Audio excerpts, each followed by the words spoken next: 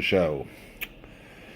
Right, let's imagine we pop up the cover and we find the following masterpiece of aluminum craftsmanship. It's aluminum. You can see it has been deeply machined here to position the centering part, and it's been pressed, but that's aluminum. Real nice. Here we have an indentation, maybe 0.2 millimeters. Here as well. Same as on the component side, which becomes apparent. And the whole quality of this back cover is dramatic. Who can afford today to sell a laptop? Because actually it's a laptop. With such a highly elaborated back cover, well, not many. Now, let's go for a little bit further investigation. And here we go. In fact, this is a Medion notebook. Medion, sold by ALDI. Would you believe that? I was surprised in the era of unrepairable laptops glued together like the Microsoft Surface. Well, we have here a champion that comes with a lot of screws and with an opening to add an external, well, an additional, not external really, an add-on SSD drive, which is this portion. So you can add your own SSD if you find the right form shape. Yeah, and surprise, surprise, there is a big beefy battery, about 40 watt hours, which is also replaceable because it's not glued, just held with screws, ordinary screws. And that's a good thing if you can manage to find a replacement. Because Medion, unfortunately, is known for extremely poor spare part supply. So you have to be aware. I will not take it completely apart because it's new and still working pretty well. I just want to see why it works so good. So, first thing first, sturdiness, mechanical sturdiness. This is a metal plate that covers the whole chassis. Actually, it probably supports the keyboard, and it gives a rigidity to the whole chassis. The connectors are also well supported by screws to the body of the computer. You can see all the screws have inserts, metal inserts. That is a housing. That is a cabinet. That is a laptop chassis, which is not cheap to produce by any means. No, no. So, what kind of computer it is? Well, it's an entry-level Medion laptop with a Pentium SILVER CPU and 4 gigs of RAM and 64 gigs of hard disk, which is unfortunately hidden by this cover. I'm not popping it out, but it's soldered to the main board, so you never have a chance to upgrade any of those components, except for adding a second hard disk, actually an SSD, and that's about all you get. So, upgrading the CPU, no go. It's soldered. Upgrading the RAM, no go. You have to live with the 4 gigs they give you. Upgrading the internal SSD, no go as well. But the whole thing is dramatically well made. Dramatically well made, and I am really amazed. Got some tiny loudspeakers here and there. And also magnetic latches to keep the cover closed, and a sleek, amazing, well done, kind of expensive to press and stamp back cover. What I would regret, unfortunately, we cannot see them pretty well, are the tiny cables that connect the screen to the hinges, which Also, you will find here that the hinges are beefy. They're metallic inserts, and those are bolted to the chassis of the computer, which says that eventually you could quite easily pop them off and replace the screen. But the most important thing for us, because we're not going to be replacing any of those components before the lifetime of the computer is over, is that we have a replacement battery. So, provided you find the right model and the right specification on interweb, you should be able to go along with even a battery swap in the lifespan of this computer without an additional overcost. So, at this point the beast is assembled. Really sleek. Good feeling. No asperities, nothing. You remember there were indentations on the back, which means that at those positions the aluminum is pressed to be thinner. That's quite a deed in stamping and pressing, really. So, sleek. Yeah. Already a scratch, looks like. Well, that's the problem with aluminum. It's soft, it scratches, but it's kind of durable. Yeah, and this aluminum, it's not really the soft kind. It looks kind of robust. Very nice. Alright, let's go and see the business side of the beast now. Same appearance on the top side. Sleek, cool, nice aluminum. Kind of unbelievable, sort of incompatible with the logo.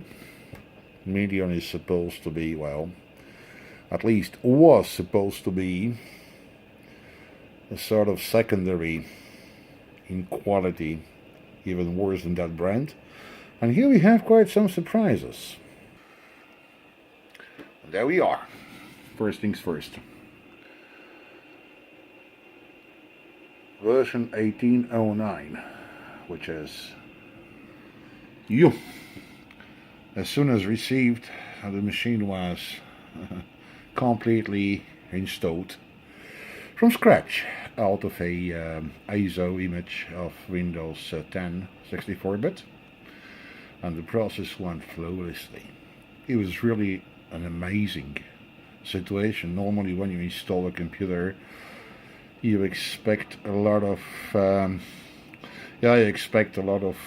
drivers to go missing, a maze with support programs and stuff like that. Here nothing. Everything went directly out of the box. I mean, Microsoft Update was able to even upgrade the firmware of the computer, which is a good deed, so everything did its work, and this is the advantage of having a machine with modern, up-to-date components. Actually, this computer, I tracked down serial number, was manufactured in 2017. Somewhere around July, and it was purchased right around Christmas, so you can imagine that's a quick turnover, really. Keyboard, right, has a good feeling to the touch. Trackpad is big. It's a click pad actually, you have to push it to click, so an external mouse will quickly become more than necessary. And the quality of the mirror, the panel itself, LCD panel itself, is very good. This thing sports a full HD definition, which is for such a small surface, might be around, I don't know, maybe 12-inch or whatever. So for this small surface actually may be a little bit inappropriate for older folks. But anyway, you can always adjust the window size. The percentage of blown up image, actually, or whatever you call it, scaling factor, yeah, comes right to my mind. So at this point I was already pretty much convinced that this is not really a rubbish machine. The installation went flawlessly. Actually, I downloaded the ISO, stuck it inside, copied actually on the hard disk the way it came, mounted the ISO, and off we went. Perfect. It was even quite fast to set up, so good thing, really. In case this one gets bad virus or whatever, I mean, cleaning it up, reinstalling it will not be an issue. which is already good to know. So, now, what he has, quite a lot of nice features, 5 gigahertz and 2.4 gigahertz Wi-Fi, latest specs Bluetooth, not a problem to connect even to low power modern Bluetooth noise. Sound well, okay, you can live with that, but it's kind of loud, good. Battery, well, okay, if you're lucky, you're gonna get it past 10 hours. But I will not advise to discharge the battery that deep, because you terminate its lifespan quicker, so I would say usable for a battery life span about 5-6 hours, no problem out of it. And then when you're at about 30%, no less, plug it back to the charger. About charging, it takes 12 volts and a normal jack. It does not accept to be recharged by a power bank, so that is a bad deal, because this could be the perfect travel companion, since it's kind of sleek and robust made. It's also very light, it's pretty light too, though. But unfortunately, if you cannot recharge it on a power bank, it's kind of limiting. You will have hard time to obtain 12 volts with the right jack wherever you go. So keep attention to that. Don't part from the charger. Keep it close, or at least at hand, if you plan to go beyond, I would say, in extreme cases, 10 hours of use. So that's about it. Otherwise, it has a trusted platform CPU as well. Unfortunately, with Windows 10 Home Edition, the one it's licensed in the BIOS to have, you cannot really use the whole machine encryption for a very simple reason. The baby does not have instant go or modern sleep. Trust me, I tried everything. Been hacking power CFG, one down the registry and everything, to eventually try to unlock the modern sleep, or ready go, or the way they call it, modern sleep. Yeah, I couldn't. No way. I couldn't do that simply because it is inhibited already by the BIOS tables. So the information the BIOS communicates to the CPU by different means says that there is no modern sleep, although the computer could easily have it since all the components are of the latest modern type. So no modern sleep, no way to use the BitLocker full device encryption in Windows 10 Home Edition. You have to shred another $100 for the Pro Edition, in which case, well, the home machine becomes a little bit less attractive price-wise. Here we're talking about $360, $360 in Switzerland. So that's good enough. Right, at this point, let's try to install something and see how it does. Before the installation begins, just a couple of words on how it came. It came with Windows 10 Home in S mode, which limits the programs you want to install on it to only what you can fetch from the App Store, from Microsoft, and anything else. Now this is a good choice for, I would say, the basic, very basic family use. A couple of emails here and there, some browsing, you know. What about 98% of the population does at home? This is not a gamer machine, so forget about it. It doesn't really have the power to do that. So therefore it may be a wise choice keeping it in S mode. Getting out of S mode is pretty quick.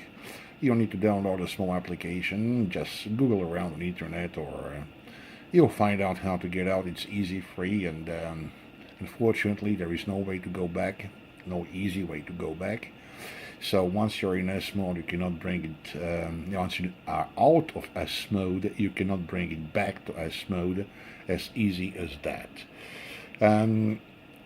Obviously here there was not a question, because it was immediately taken out of S mode and completely reinstalled new. We have a fair amount of disk available, even though the machine has already 3 users, you know, we're sharing it. So the I would say that the standard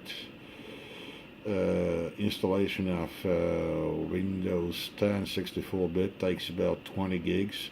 So normally, without any user, this one would leave about close to 40 gigs, 37 around there, of space available for the users.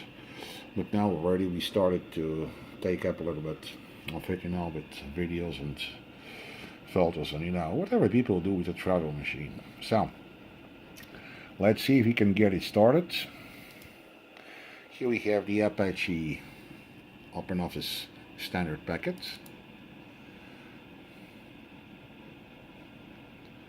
Smoothing. Yep. Yeah, we will do a very basic standard installation. Nothing fancy. Yeah, and this one actually, remember that. Hey, that's a nice feature, really. I remember to switch off to turn off the protected folder access protection, which is a very nice thing for Microsoft, made specifically to protect you against ransomware. A program which has not been declared will be prevented from accessing folders and eventually encrypting them or deleting them or whatever. So temporarily I'll turn it off. It's very easy. You tap ransom, and yeah, obviously if I tap ransom correctly, it'll be easier. There we go, controlled folder access. Yeah, and I turn it off for the purpose. Yeah, and I'll turn it back on immediately after. So here we go. Second try.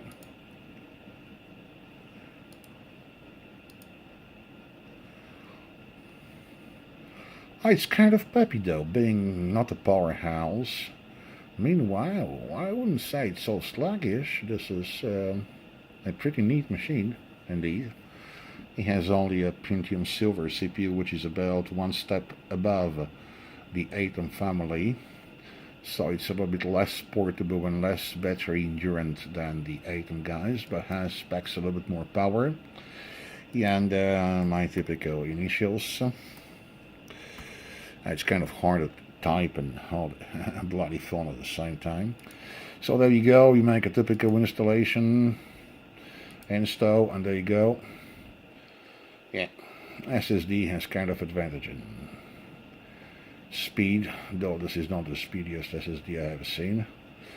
But meanwhile, well, for a small, I would say, probably travel companion machine, a secondary machine, that's kind of cool. I mean, look at that. You got a full HD display, which looks very nice outside of the video in real life. You've got quite some power, you get quite some battery endurance, and a wonderfully well-made chassis. I mean, the best money can buy at this price. Kind of even amazing. And there we are, we have set up OpenOffice. Now let's see how it starts. First start of OpenOffice. We don't need maybe to do that.